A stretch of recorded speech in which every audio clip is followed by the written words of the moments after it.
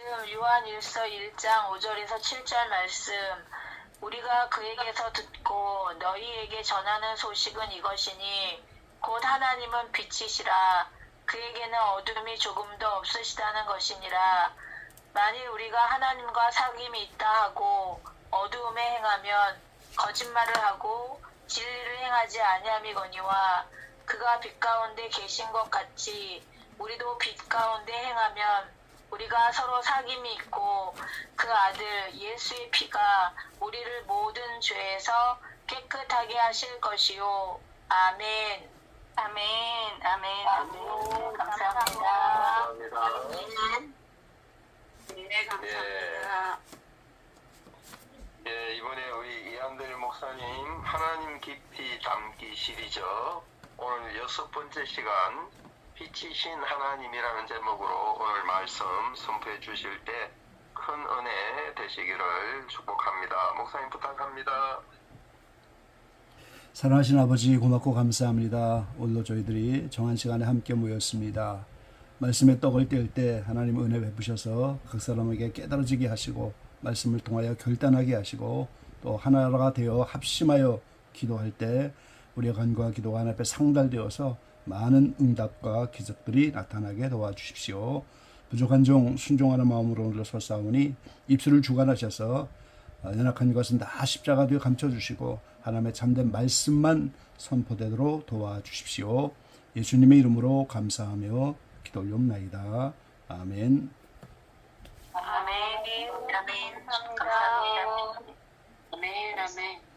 네, 샬롬 반갑습니다. 하나님 깊이 담기 시리즈 오늘 6번째 시간으로 빛이신 하나님 이런 제목으로 함께 말씀을 나누겠습니다. 우리가 하나님을 깊이 담자 하는 이런 주제로 말씀을 전하게 된 것은요.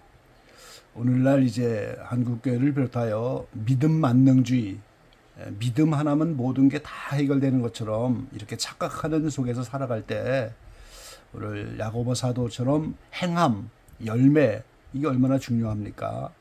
그래서 하나님을 깊이 알고 깊이 닮아가는 것 그게 오늘 주의 형상으로 변화되면서 하나님 나라에 들어가는 자격을 갖게 되는 거예요.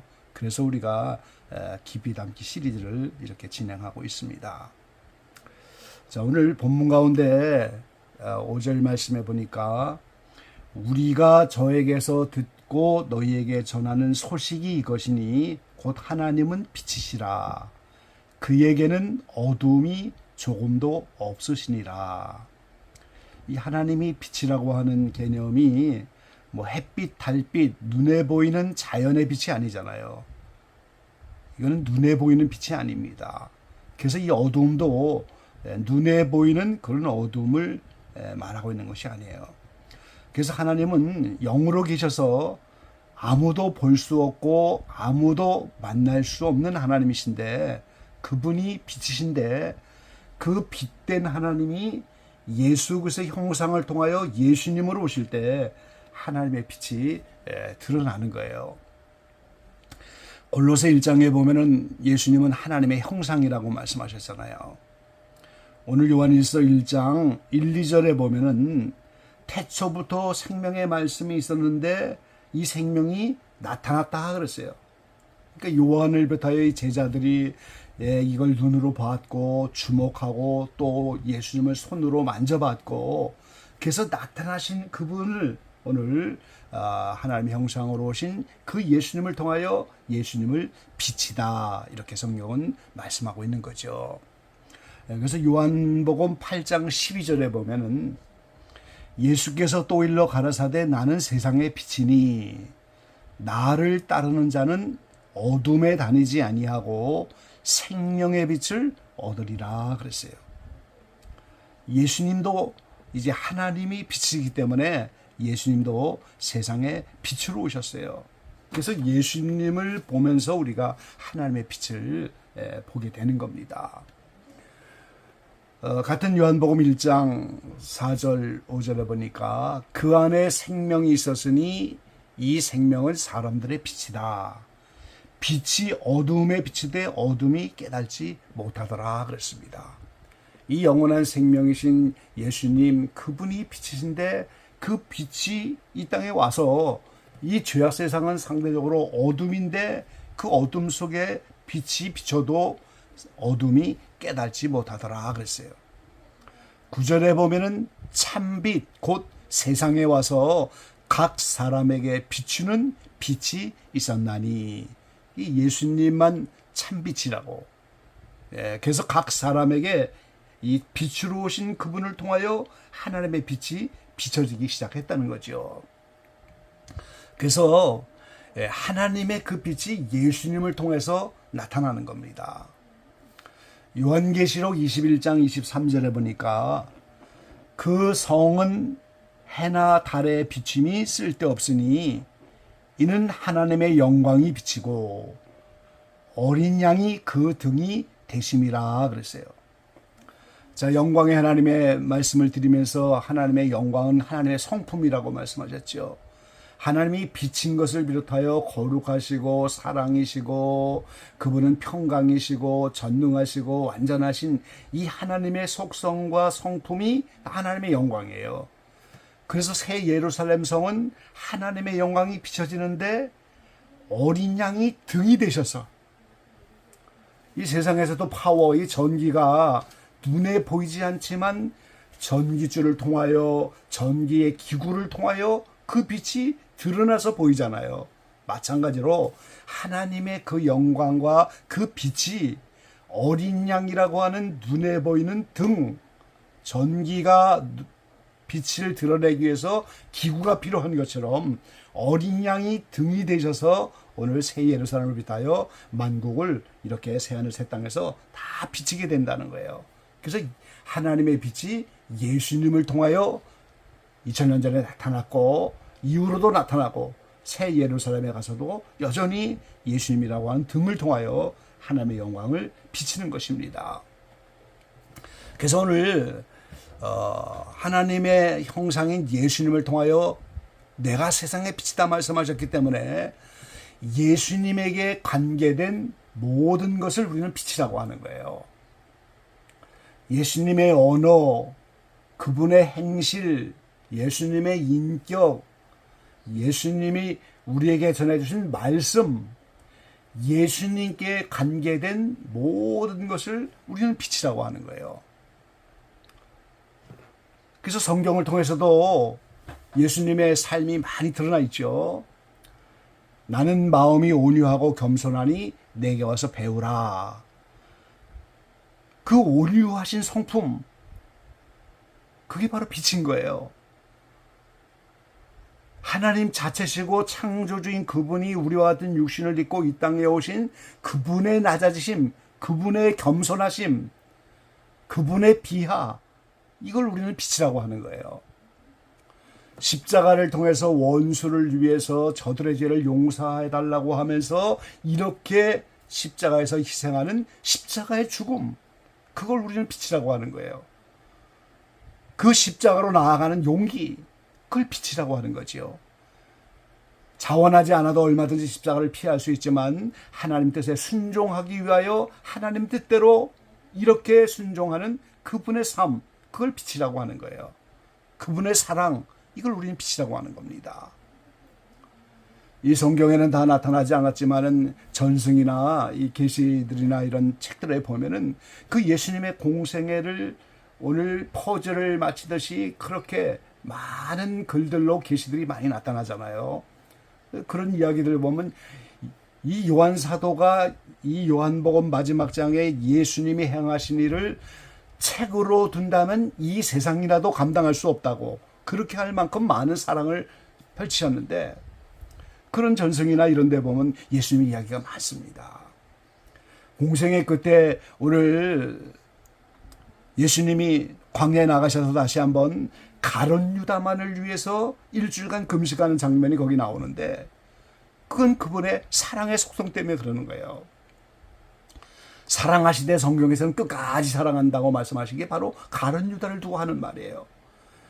예수님을 팔자고 원수고 마귀의 역사로 이렇게 십자가의 일을 가서 하나님과 본체시고 동등한 그분이 하나님께 버림을 당하는 이거를 누가 이해할 수 있겠어요? 하나님 자신이군 그분이 이제 그 하나님에게 버림을 당하여 하나님과 분리돼서 오늘 우리를 위하여 대속의 제물이 되는 그 십자가 고통을 누가 알겠어요? 그래서 주님은 이 쓴 잔을 대수만 있다면 피하기를 원하고 겟세마네 동산에서 간절히 3번이나 땀방울이 핏방울이 되도록 기도하시면서 하나님과 분리되는 아픔, 죄의 대가를 우리를 위해서 대신 받아야 되는 그 십자가의 그 길을 가시는데 그 일을 하게 될 가룟 유다를 끝까지 사랑하여 그 사랑의 속성이 가룟 유다만을 위해서 다시 일주일을 금식하는 거예요. 공생의 도중에 걸어가다가 어느 목수의 집에 이르렀는데 그 목수가 죽었어요. 남아있는 자녀들과 아내가 생활에 어려우는데 그 주문 맡은 나무를 이제 재료를 많이 사다 놨기 때문에 예수님이 목수시니까 그 주문 맡아놓은 괴짝과 장롱이고 이런 거를 전부 거기서 만들어서 그거를 다 주인에게 갖다 주고 돈을 받아서 생활비 보태라고 이렇게 하고 가시는 그런 이야기까지 나오는데 그 공생의 그 많은 이야기를 요한 사도는 이걸 글로 책으로 해도 이 세상에 감당할 수 없다고 표현했는데 얼마나 많은 사랑을 시선하셨겠어요. 그런 예수님의 사랑의 삶, 예수님에게 관계된 모든 것을 우리는 빛이라고 하는 거예요. 빛이신 하나님이 예수님이라고 하는 눈에 보이는 형상을 통하여 나타나신 그분의 모든 삶, 예수님의 온유 겸손하심과 예수님의 사랑과 십자가의 희생과 용기와 그분의 언어, 행실, 우리에게 주신 말씀, 예수님께 관계된 모든 것을 우리는 빛이라고 하는 거예요. 그래서 예수님이 나는 세상의 빛이니 나를 따르는 자는 어둠에 다니지 아니하고 생명의 빛을 얻으리라. 요한복음 8장 12절에 말씀하신 것처럼 우리는 이 영원한 생명의 빛을 얻기 위해서 어둠을 멀리하면서 빛 대신 주님을 따라서 예수님의 언어 행실과 말씀과 그 모든 빛을 우리가 보고 배우고 그 빛을 따라 어둠을 벗어버리면서 주님을 따라가는 겁니다. 그게 제자의 삶이 아니겠어요? 마태복음 5장 14절로 16절에 주님은 그래서 그렇게 말씀하셨죠. 너희는 세상의 빛이라. 산 위에 있는 동네가 숨겨오지 못할 것이요 사람이 등불을 켜서 말 아래 두지 아니하고 등경 위에 두나니 이러므로 집안 모든 사람에게 비추느니라. 이같이 너희의 빛을 사람 앞에 비추게 하여 저희로 너의 착한 행실을 보고 하늘에 계신 너희 아버지께 영광을 돌리게 하라 그랬어요. 하나님이 빛이신데 형상을 입고 오신 예수님의 빛이기 때문에 예수님을 따르는 모든 제자들도 세상의 빛이라고 이렇게 말씀하셨어요.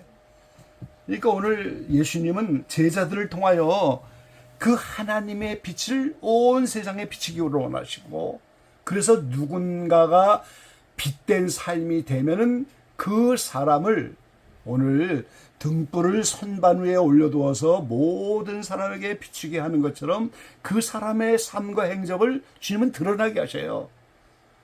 예수 믿는 모든 집안 모든 사람에게 빛을 비치는 것처럼 그 아름다운 행실 빛된 삶을 드러나게 하여 많은 사람에게 비추게 하는 겁니다.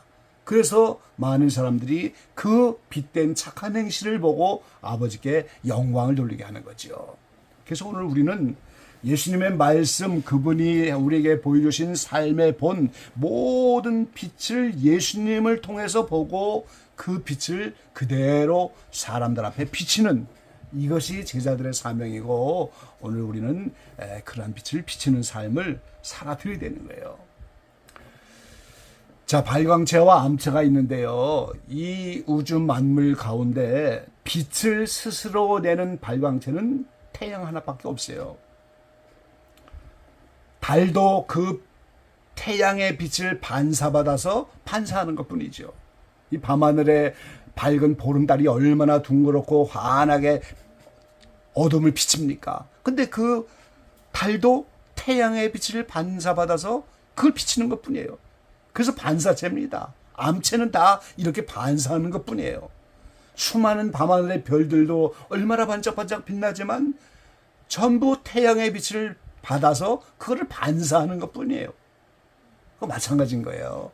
예수님만 의의 태양으로 예수님만 하나님의 빛을 드러내는 것뿐이고 모든 피조물, 우리가 아무리 세상의 빛이라고 해도 우리는 주님의 빛을 받아서 우리를 통하여 그 빛을 드러나게 하시고 반사하는, 우리는 암체입니다 본래. 그런데 주님의 빛을 반사하는 발광체의 빛을 드러내는, 이것이 오늘 피조물의 사명인 거죠. 그 제자들이 바로 이런 암체지만 반사하는 주님의 빛을 드러내는, 이것이 제 삶이에요. 그런데 오늘 우리가 여기서 중요한 것은 세 종류의 빛이 있다는 거예요. 이 밝은 빛이 있고 중간 정도의 빛이 있고 어두운 빛이 있는데, 예수님의 그 언어 행실과 말씀을 그대로 보고 배우고 따라서 그대로 살면은 밝은 빛으로 예수님과 같은 빛이 드러나는 거예요. 예수님에게 가까운 온유의 삶이 드러나고 겸손의 삶이 들어가고 십자가의 희생의 삶이 예수님처럼 밝게 이렇게 드러나는 그런 행실도 있고, 그래서 우리가 어저께 영광의 하나님을 보면서 스데반 집사님은 예수님처럼 마지막에 하늘이 열리고 주님이 하나님 우편에 앉은 것을 보면서 그 영광 가운데서 저들의 죄를 용서해달라, 저들이 알지 못한다고 주님과 같이 기도하고 내 영혼을 부탁한다고, 이런 스데반 집사님의 그 삶, 순교 삶의 그 삶은 밝은 빛인 거예요. 예수님의 그 삶을 그대로 다 드러내잖아요. 근데 우리가 그걸 온전히 드러내지 못하면 중간 정도의 빛이 되는 거예요. 더 나가서 희미한 빛, 아주 희미한 빛도 있잖아요. 어두운 빛입니다. 예수님의 삶을 아주 희미하게 조금만 드러낸다면 그건 어두운 빛이라고 하는 거죠.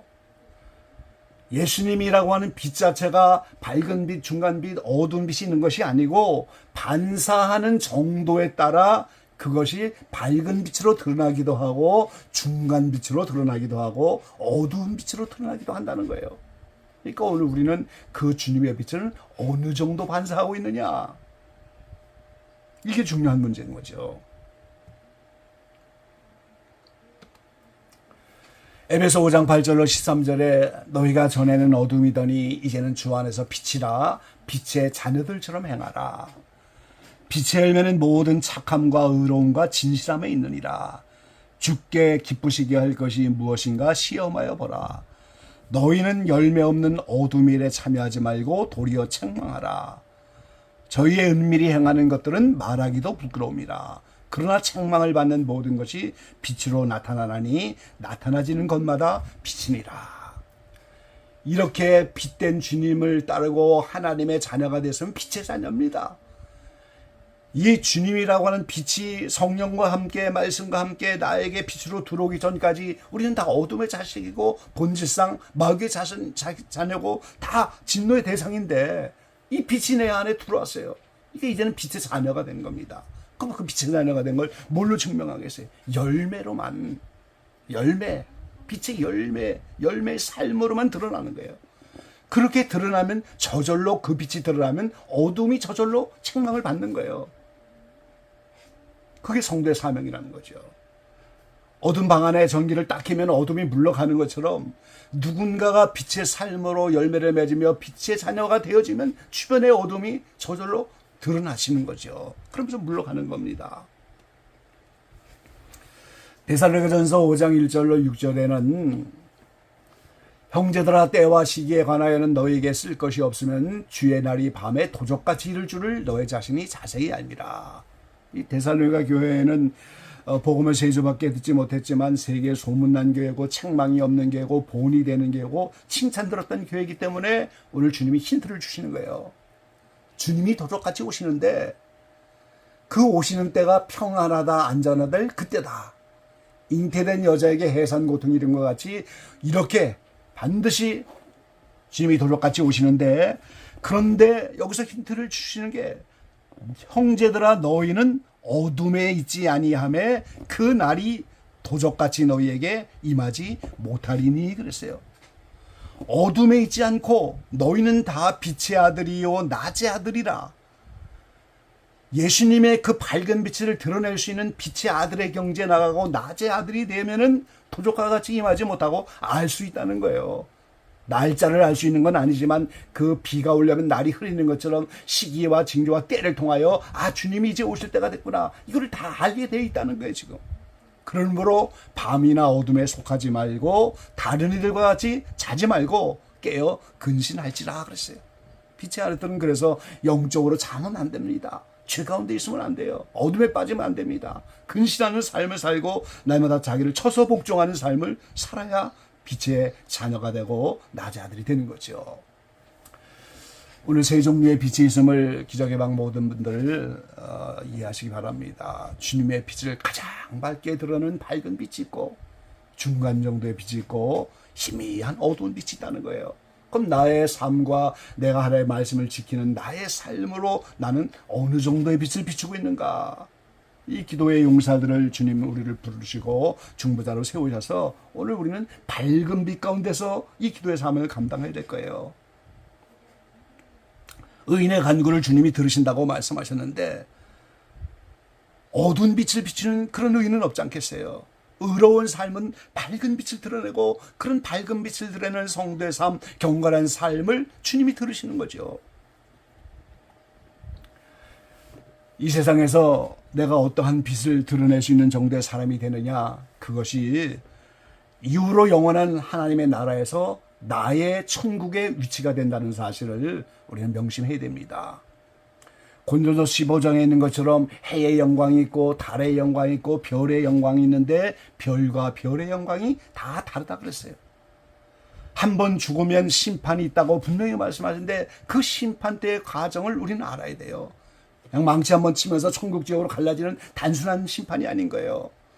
어둠 가운데 살았지만 희미하게도 무언가 세상 기준의 선이라도 선을 행하고 있으면 그 선을 다 제거하여 악으로 익어야 지옥 가는 것이고, 내 가운데 아직도 어둠이 남아있으면 그 어둠을 다 제거해야 빛 가운데 빛의 자녀가 돼야 하나님 나라 들어가는 거예요. 심판 때에서는 다 그런 일들이 이루어지는 겁니다, 여러분. 그래서 이 세상에서 살아온 내용이 나는 별과 같이 살았다. 그 빛을 해를 반사하여 별 정도의 빛을 비췄다. 그럼 별의 영광, 그 자리, 그 이상의 영광은 우리가 누릴 수가 없고 들어갈 수가 없는 거예요. 그럼 해의 영광은 주님과 해를 입은 여자라고 하는 계시록 말씀처럼 예수님과 한 몸 되어 신부된, 예수님에게 접붙여서 신부가 되고 한 몸 됐기 때문에 해와 가장 가까이 있고 한 몸이니까 해와 같이 반사하는 거예요.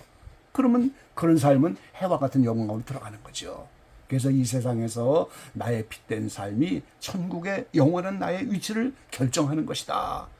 그럼 우리가 천국은 영원한 것이고 이 세상은 잠시인데 우리가 어떤 삶을 살아드려야 되겠습니까?